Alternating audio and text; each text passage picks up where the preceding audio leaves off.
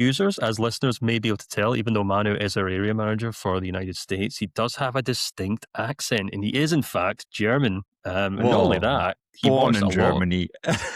Born in Germany. It depends where he is in the world, how he defines himself. But he did, of course, take in most. I think. Did you watch? Were you at all of Germany's games at World Cup? Not Or all just of them. Most of them. Yeah. I missed one. The one that was the biggest disaster. Convenient So for it was sure. not my fault. Well, yes, disaster is certainly the word for it in terms of the World Cup. And as a result, Julian Nagelsmann was relieved of his duties as the Bundestrainer, as they call him in Germany. And on Friday, Jürgen Klopp was announced as his successor. Manu, this isn't really a market values topic. We can't really talk about market values. I can tell you, at least I could tell you before I closed the tab, but I think if I'm not mistaken, Germany had the fifth most valuable group of players at the World Cup. Yeah. I've got it in front of me here. Yes, it was number 5. My memory hasn't deserted me just yet. Just ahead of Brazil and Argentina, below Portugal, Spain, England, and France. So on paper, Germany have the talent to work, but obviously the German FA have, called in the big guns. You don't get much bigger really than Jürgen Klopp, to be honest. Although I did see some speculative reporting that Pep Guardiola might end up at Italy, so we'll see if Italy can outdo the Germans in that regard. But anyway, We're here to talk about Germany. We're here to talk about Klopp. What's your initial reaction to Klopp becoming the new German head coach?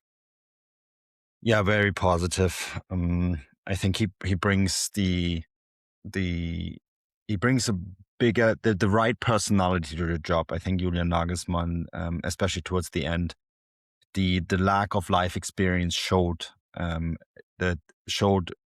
terms of the magnitude of position he was in. Right, in Germany, the Bundestrainer is right next to the Bundeskanzler, the Chancellor, who's not the head of state but governs. And you could tell that Nagelsmann wasn't 100% cut out for that role towards the end. And Jürgen Klopp, he's such a massive personality. He might be the most famous German in the world at the moment. I live in North America, and he is an ads here. That tells you everything that you need to know about him. And you mentioned, in market values, I think, Germany's squad is the 5th or 6th most valuable in the world. And I think rightfully so. The problem is that it doesn't have a balanced squad, right? The value is concentrated in very few positions. And that was also evident at this tournament that, the specialty position and roles are missing. And Nagelsmann also blamed for playing players outside their roles and weakening the squad as a result. And also leaving some of these most valuable players at home. We were talking about U21 players earlier. The 4 most valuable U21 players that Germany have were all not at the tournament. That's Leonard Karl, Said Almala, Tom Bischoff, Finn Jeltsch. That's the future of Germany. They were all not there. The 5th most valuable, Asano Drago, was there, but he shares the same market value as Karim Koulibaly, who wasn't there, right? So there's a lot to work with for Jürgen Klopp in terms of bringing in fresh young players and maybe being more proactive in doing so than Julian Nagelsmann was. Yeah, I mean, I was actually just about to kind of bring that up. You've kind of stole my thunder a little bit there, because I'm looking at the list of the most viable German players, and it is a surprisingly youthful list. Obviously, when you look at like France at this World Cup, you've got so many kind of senior world-class players, Dembele, Kylian Mbappe. Okay, Ollie's a little younger, but that midfield, that defense is full of much older players, to be sure.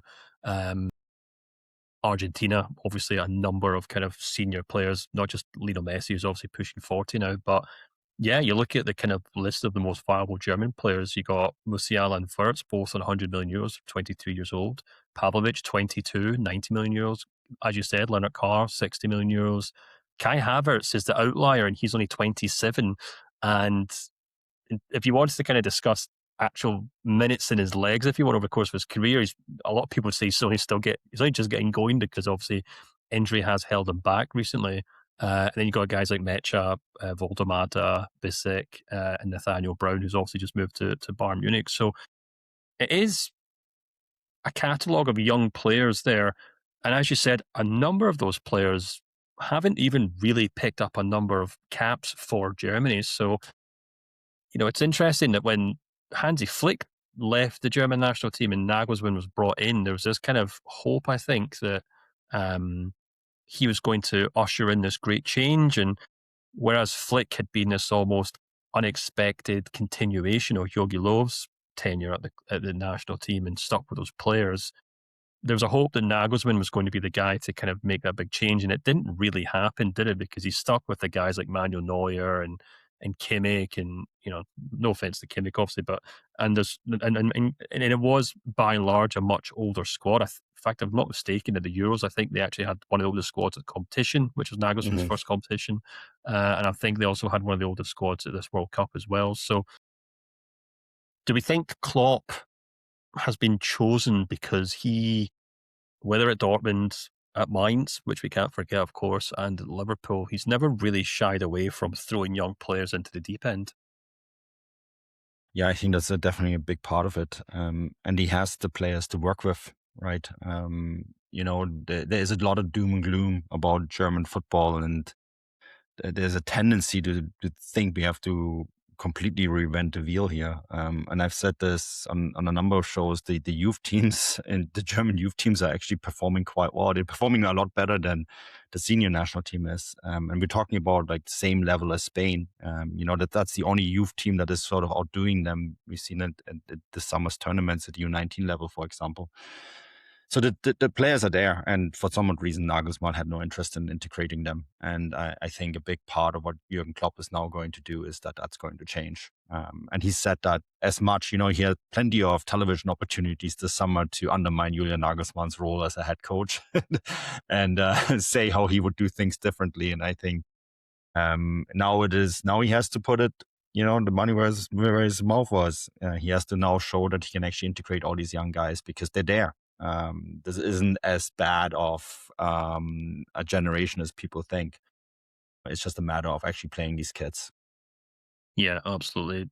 On Klopp, before maybe wrap up here, he's 59. I think people Mm, forget how old he is because he has brand new teeth and the hair and the tan, yep, and he looks so energetic. But, yep. he's at an age where a lot of people are starting to think about retirement. I know some football coaches simply can't retire and they obviously go into their 70s and 80s. But when he left Liverpool, he very much gave the impression that he wasn't rushing into a new job. He obviously took on that role at Red Bull, which I challenge anyone to properly define, to be honest with you. But anyway, that's not really the discussion we're having here. And despite constant speculation linking him to, Real Madrid and other big clubs, it never really seemed likely. He's now taken this role with Germany. Do you think this might be his last big managerial role? Do you think he's thinking, well, this will see me through to when I can hang up my, I don't know what managers do when they're tired. They hang up their tactics board. I don't know, their chalk. Who The knows? whistle or whatever they use. Yeah, the contract was till 2030, right? Um, that's in 4 years. Stefan, I can tell you one thing for certain. When I'm 63, I'm no longer working. Um, and if I do, take me out back and shoot me. But the thing is, there's an interview on our site, Transfermarkt, right? I spoke to Jürgen Klopp. It was a small group of journalists, and that had an opportunity to speak to him one-on-one for over an hour. It's a very long time to talk to him in person.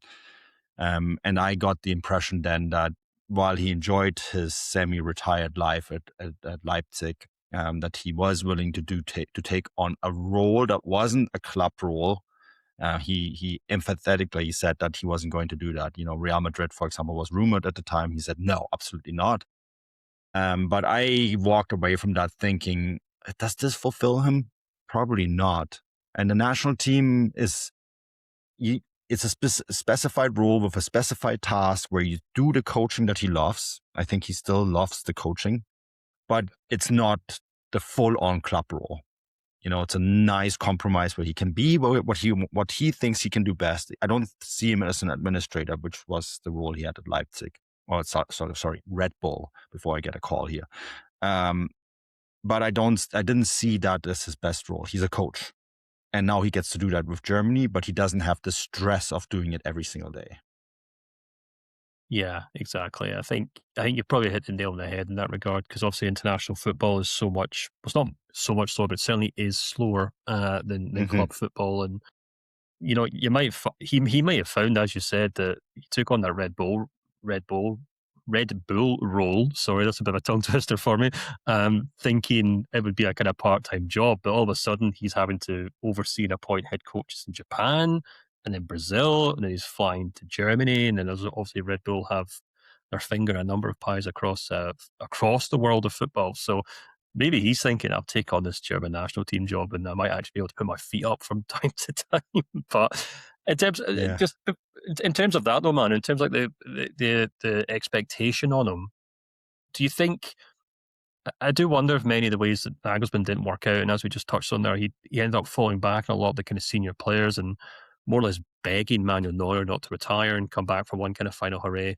Um, it felt to me like Nagelsmann maybe really struggled with the expectations placed on him, and Hmm. he ultimately made a lot of compromises to try and get short term success, where maybe he should be focused on long term progress. Do we think Klopp is maybe a little more immune to that, just because of his personality, just because of he's perceived, well, not perceived, but on his undoubted success at both Dortmund and Liverpool, and he can walk into the German FA and say, "Well, look, I'm in charge. I'm the boss here, and if I need to work for 2 years to build a squad, then that's what I'm going to do." Yeah, I think, I'll give you a good example. I think the writing was on the wall that Germany wasn't going to win in North America this summer. Because even if they had gone past Paraguay, they would have gone out against France. France is just better at the moment, right? So I think if Jürgen Klopp had been in charge, that would have been a much younger team at the tournament. Uh, and I think he's going to look at the Euros now in 2028, which are in the United Kingdom, right? And he's going to say, okay, that's a tournament that with a young team, we're not necessarily going to win, but we can maybe do a lot more than we did at this World Cup, especially if we bring in all these young guys that we just mentioned here, right? With a lot more energy. And then there's no expectation to win the tournament. And that can set us up really nicely for 2030 when we have probably a 64 team tournament in Spain, Portugal, Morocco, Uruguay, Argentina, and Paraguay. So A truly World Cup. truly World Cup. But, I think that is really the goal here, right? And 4 years is a long time in football. You might be all doom and gloom about this team now. In 4 years, this might be a completely different perspective. And so 2 years is a short time. 4 years is a lifetime in professional football. And I think he is going to have a far better understanding of what needs to be done in terms of setting this up. Not think as short term, because Julian Nagelsmann went on the World Cup saying, we have to win this now because 2 years ago I said we would, right?